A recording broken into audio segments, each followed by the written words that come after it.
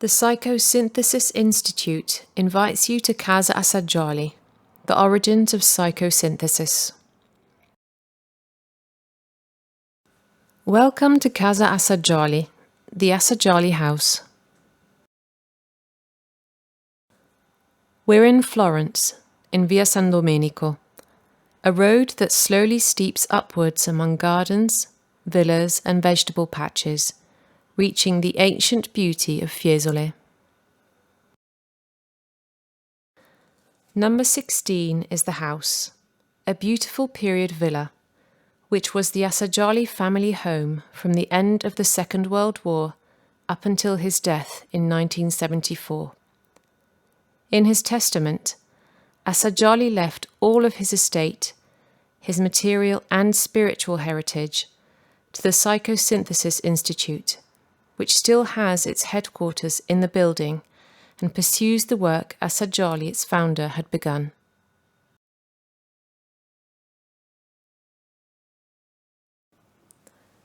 The house, which was once divided into apartments, was inhabited by lodgers, friends and collaborators of Assagioli.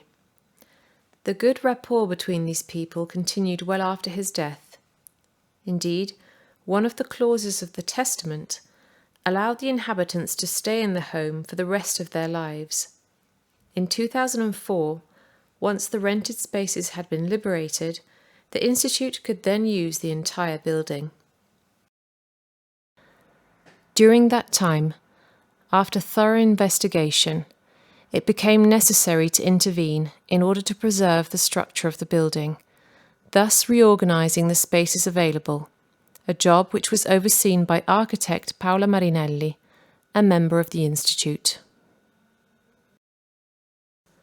We are standing in front of the entrance. As we can see from the plaque at the entrance, the building holds the Psychosynthesis Institute and its offices, as well as the Psychosynthesis Center of Florence and a guest house. Let's go inside. We are immediately welcomed by the quiet atmosphere of this place and its impressions. On the left, on a large panel, we see Assagioli's smiling face, and we can read his inspirational handwritten evocative words: smiling wisdom, harmony, peace, patience, serenity, calm.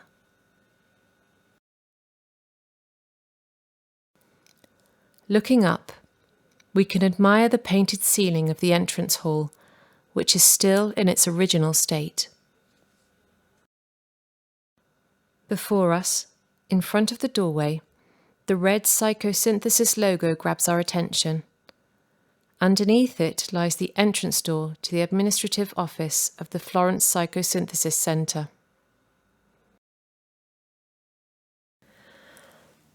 On the left, we also find the door that leads to the so-called Sala Camino, the hearth room, used until Assagioli's death as a room for conferences, lessons and meetings, and which was then used as an office, an institutional library, and meeting room for the board. After renovation, it went back to its original purpose, that is, to host meetings of groups of people for different activities. A lovely fresco on the ceiling, which re-emerged during renovation through the contribution of the Florence Psychosynthesis Center, gives visitors a sense of freshness and harmony. In the corner in front of the entrance, there is a beautiful fireplace, which gives its name to the room and shares the grace of its decor. This historical photo was taken in this very room.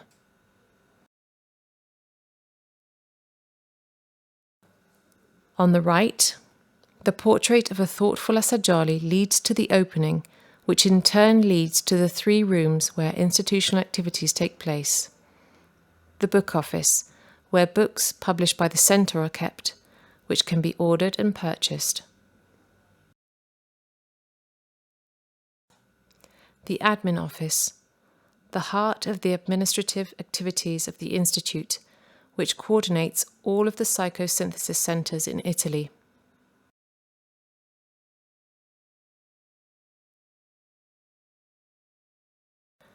The Historical Library, which is also the room where the board of the Institute holds its meetings. The library has been managed with loving dedication for many years by Rosella D'Amato and her staff. Welcome to the library of Casa Assagioli. Roberto Assagioli invites us to discover his academic paths, the books he read and researched for a long time. The library includes a historical section, which leads up to 1974, and a more recent section, which is on the first floor.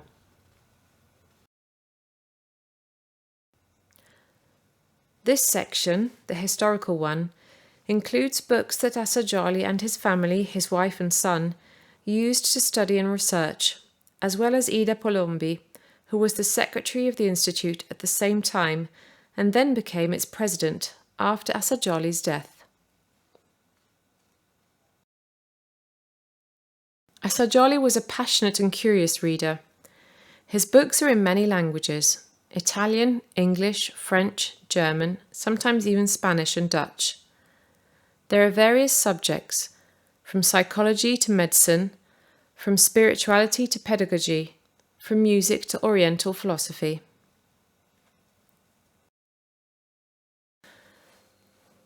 The catalogue is published online and can be visited through the Institute's website. The local catalogue converges with that of the Integrated Documentary System of the Florentine Area, SDIAF, also recently launched in SBN, the National Library System, to expand visibility and sharing. The books are grouped by language. The most represented are Italian and English, and placed according to CCD, the international classification used in most libraries in the world. Assagioli often used annotations in his books, both in the body of the book and at the end. He then created his own index with keywords and related pages. It still guides us during reading and indicates paths for further study. Copies of the annotations are collected, divided by language, and ready to inspire us.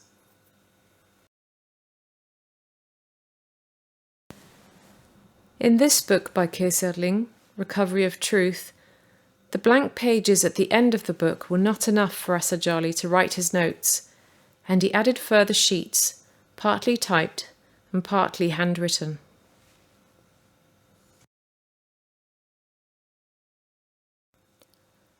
Some books are really precious, both as an objective resource, because they are rarely present in other libraries of the Italian National Library System, but also for the numerous handwritten annotations, witnessing Assagioli's great study and attention.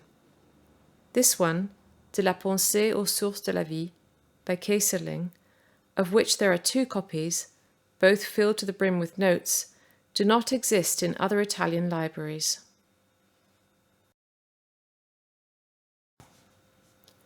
Just like this book by Jung, Analytical Psychology and Education. There are collections of historical magazines, which were often bound. This is the magazine of applied psychology from the beginning of the 1900s, and Leonardo, created and edited by Assagioli with Papini and Prezzolini. There's also the Psychological Bulletin and the Journal of Abnormal Psychology.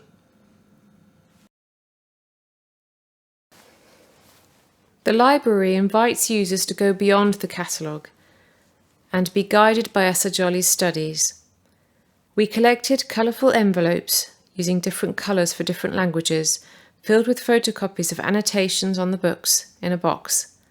We can let ourselves be led and inspired.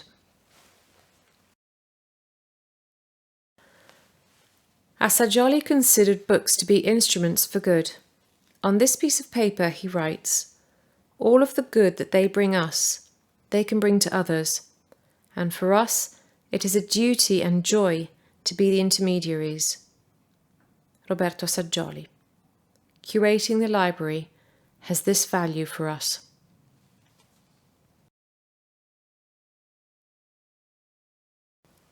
Let's ascend from the raised floor to the first floor. By stopping on the stairs, we can read about the main stages of Roberto Assagioli's life on a large board. Once on the landing, beside the entrance, a bronze statue shows us his face with a welcoming expression.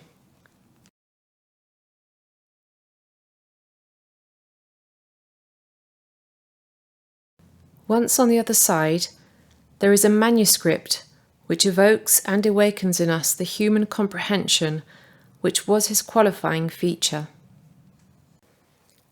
Include warming elements, human congeniality, talk of the difficult challenges, the sad slavery, impotent rebellions, discouragement, despair, lost lives, reawakenings, enlightenments, and freeing comprehension.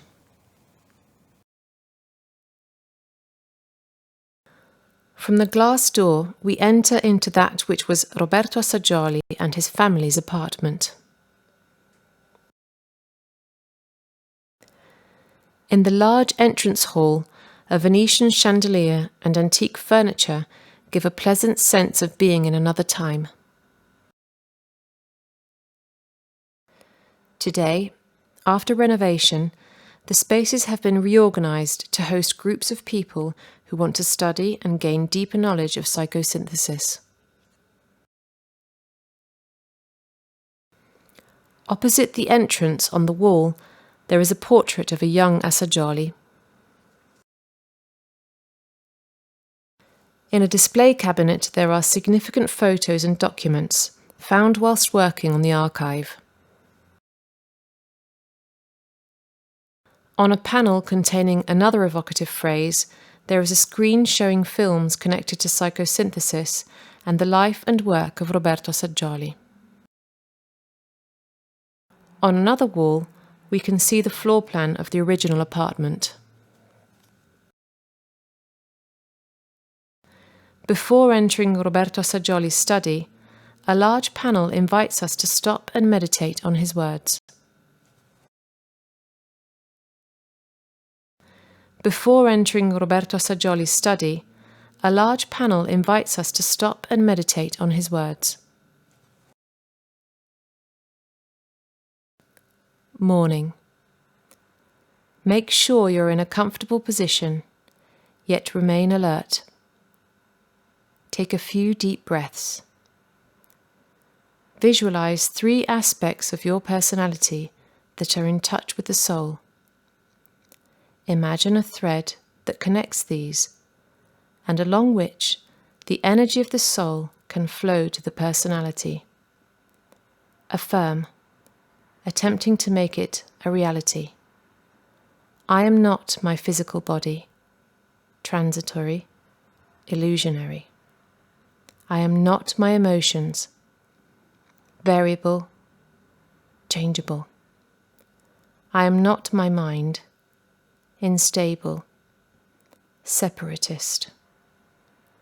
I am a point of fire, eternal, immortal, perfect.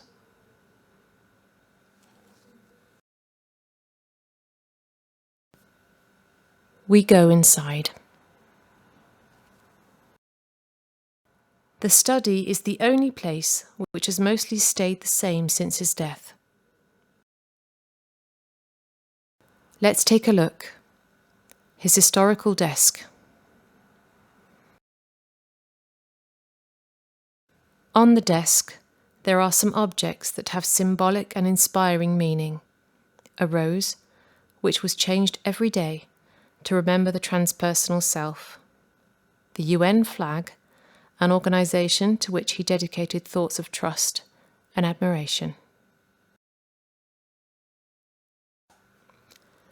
A sail ship in full sail, ready to set out, a symbol of freedom and opening towards broad horizons. The clock, the timer with which he timed sessions, a sacred mountain that incites ascension.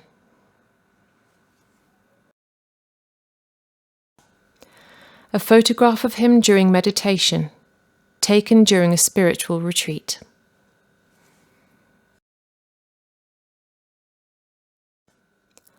On the wall opposite the desk, the photograph of his dear wife Nella, his son Ilario, and Giuseppe Mazzini, who greatly inspired him. Furthermore, a painting that represents a spiritual portrait of his, painted by his Swiss friend Olga Frobe-Kaptein.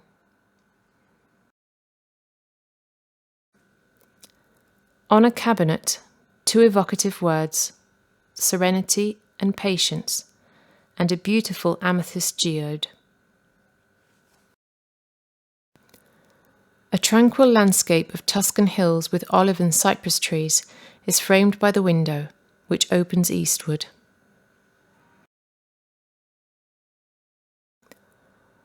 One of the walls is covered by a large bookshelf, which now contains folders that mostly hold handwritten notes, which were catalogued after 1974 by Piero Ferrucci and other collaborators. Here there were books which are now part of the historical library.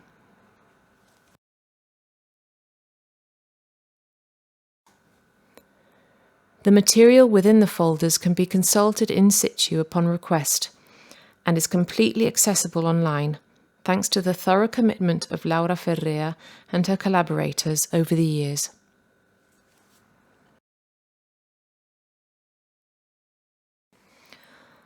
On the shelves close by there are books and documents. Finally, there is a cabinet that was reopened after many years, which had remained closed, preserving its precious contents within.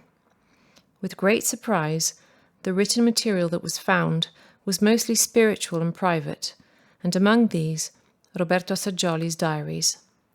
Of these, some parts that could be shared are found in many Psychosynthesis magazines.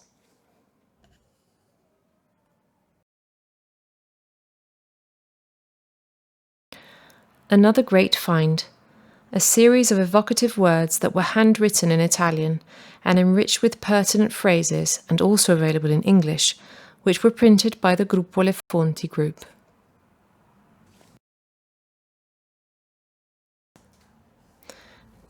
This is the room of his much-loved son Ilario, who died young in 1951. This world map is particularly unusual, as it's more of a sky map and evokes the upper spheres. The room currently hosts the so-called Synthesis Archive, which was created by Ida Polombi, the historical secretary and friend of Assagioli, who then became president of the Institute after his death.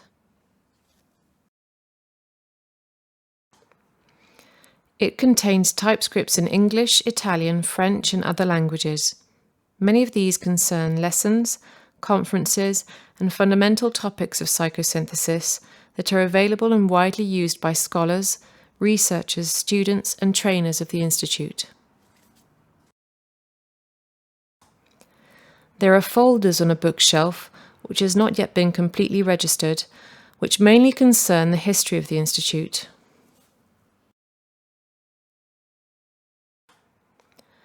In this room, once a waiting room for patients, there is now the so-called Archivio Le Fonti, the source archive, in which all the material that is not strictly related to psychosynthesis, but is rather an expression of Assagioli's broad interests, can be found, ranging, for example, from astrology, spirituality, Judaism, and much more.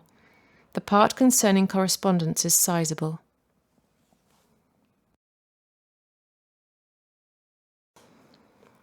We now enter the yellow room, once a dining living room, where documents concerning the various topics of psychosynthesis are now kept, though still in the classification phase, but already divided and available on site. Seminars of the Institute and the Le Fonti group take place here. This is the blue room, once part of the housekeeper's room, which is lit from a large window overlooking the hill. It too is used for group work, seminars, meetings, and individual research in the archive. We continue our visit in what used to be the Assagioli bedroom, now the new library and the International Documentation Centre of Psychosynthesis.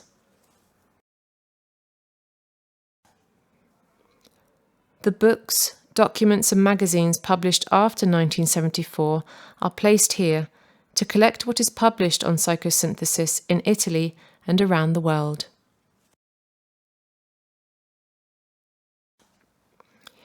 It is the new library of the Institute. It can be consulted and is also open to local borrowing. It is curated by the Library Group of the Centre of Florence in collaboration with the Alle Fonti Group. We are pleased to welcome the proposals and publications of writers for psychosynthesis, whether Italian or foreign, to share their work here.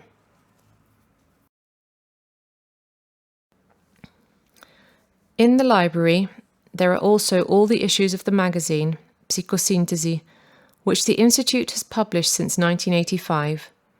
The complete collection, which over time has been renewed in its graphics, is also fully indexed online and can be consulted in full on the Institute's website for free. After visiting the first floor, another flight of stairs leads us even higher to the guest house. We are on the top floor of the house. Here, Ida Palombi lived, who, as already mentioned, was a friend and collaborator of Roberto Assagioli. The apartment consists of a central room that opens onto a kitchenette, 2 bathrooms and 5 bedrooms. It is used as a guest house by the board members and Gruppo Alle Fonti. The kitchen window offers us a serene view of a hill that climbs towards Fiesole. Before the renovation, in the room to the right of the entrance door, a large number of books, documents, photos, paintings and much more, mainly of an esoteric nature, were kept. This room remained closed for many years after Assagioli's death. The renovation works also involved the roof covering structures, and in the course of removing a dormer window, the underlying material ran the risk of being irreparably damaged. The architect Paola Marinelli, in charge of the construction site, promptly intervened, allowing it to be safeguarded. It was mid-August, and at that time, Paola and Phyllis Clay, an American psychosynthesis friend who habitually attended the Institute for her research, began to box the documents to store them in a safe place. During this activity, both felt extremely involved in discovering the value of all that material and realized its potential for use, hence the subsequent development of the Alle Fonti group.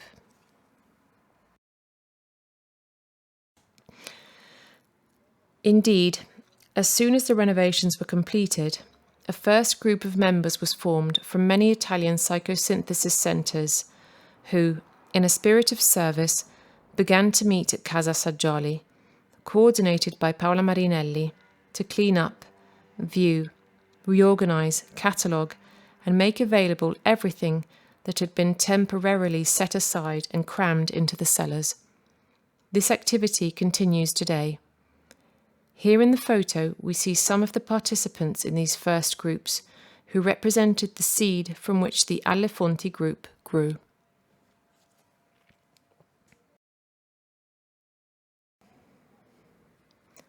Over the years, while one part of the group continued the archiving and cataloguing of work, another part dedicated itself to organising seminars and experiential events and consultation activities, also at an international level.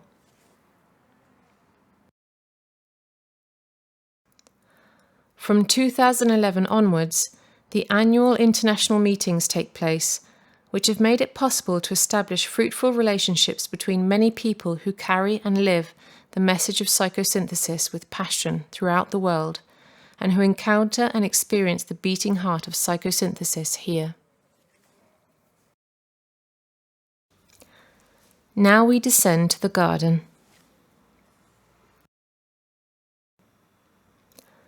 Along the staircase, a panel shows photos of great characters who in various ways became part of the life of Roberto Assagioli. Obviously, this is not an exhaustive picture, but it certainly allows us to get an idea of the quality and importance of his relationships.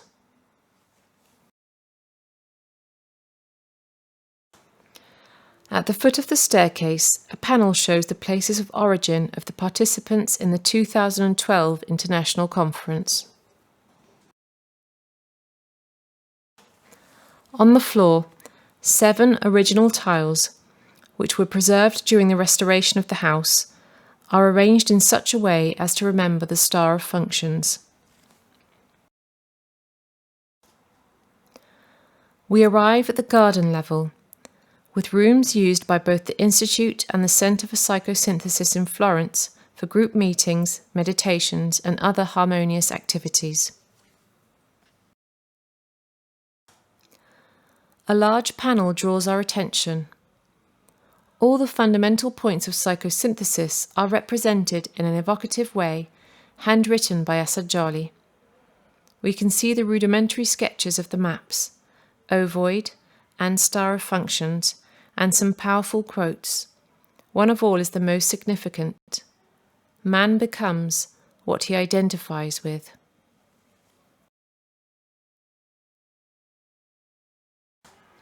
And will to will.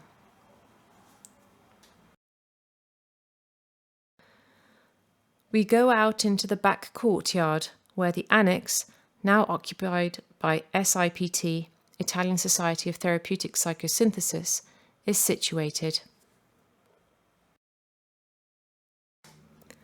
This space is also used for group activities, weather permitting. From the top of the driveway, we cross a cellar that leads to the small but precious garden. Here, Roberto Assagioli loved to spend time during the summer. He came here to meditate, meet friends, students, and guests from all over the world.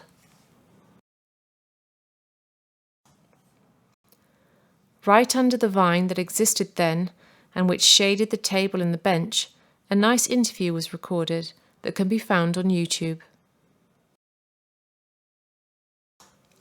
Nowadays, under the pergola, the starting ritual of the groups visiting Casa Assagioli takes place, including that of the international meeting. Everyone brings their own pebble from their place of origin and places it in the bowl, thus sharing and anchoring the inner purpose that leads them to the Casa Assagioli, thus connecting many places of the world here. Let's go back now to say goodbye to the heart of the house. As is the custom for all those who come to visit Casa Assagioli, we symbolically print an evocative word together. Here we see some of the wooden print blocks that were found in the attic material.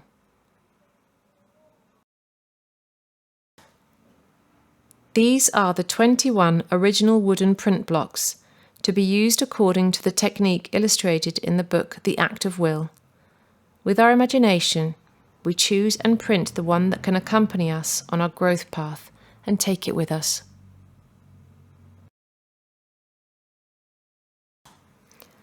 This concludes our visit with the image of Roberto Assagioli's face, who says goodbye with a smile.